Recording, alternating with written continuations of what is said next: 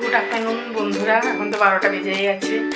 তো এখন একটু রান্না করছি, কি রান্না করছি না করছি সবটাই তোমাদের সাথে শেয়ার করবো। আর পাশে থেকো, তোমরা পাশে থাকলে ভালোই লাগবে আমার। তা চলো দেখা যায় কী রান্না করি। তো এই যে দেখো, ফুলকপি কেটে নিয়েছি, ফুলকপি আলু মাছের ঝোল হবে। আর এই যে পুঁই মিটুলি দিয়ে একটু শিম কুমড়ো টুমড়ো দিয়ে একটা চচ্চড়ি করবো। আর বেতো শাক আছে, বেতো শাকটা এই যে এই বেতো শাকটা ভাজা করবো এই বেগুন রসুন দিয়ে। আর ফ্রিজ থেকে মাছ বের করে নিয়েছি, মাছের ঝোল হবে ফুলকপি আলু দিয়ে। এখানে তো ভাতটা বসিয়ে দিয়েছি। তা চলো রান্নাবান্না শুরু করা যাক। মিটুলিগুলো একটু বেছে কেটে নেব।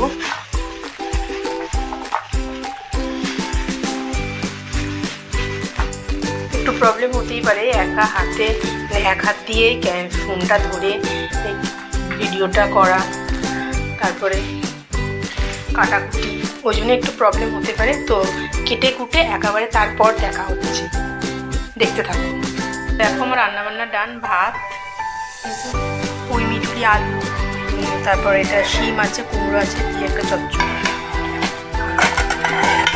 এই যে বেতো শাক ভাজা বেগুন দিয়ে, আলু ফুলকপি বড়ি আর রুই মাছ দিয়ে একটা ঝাল মতো করছি, ঝোল না কিন্তু এই যে অল্প অল্প ঝোল আছে।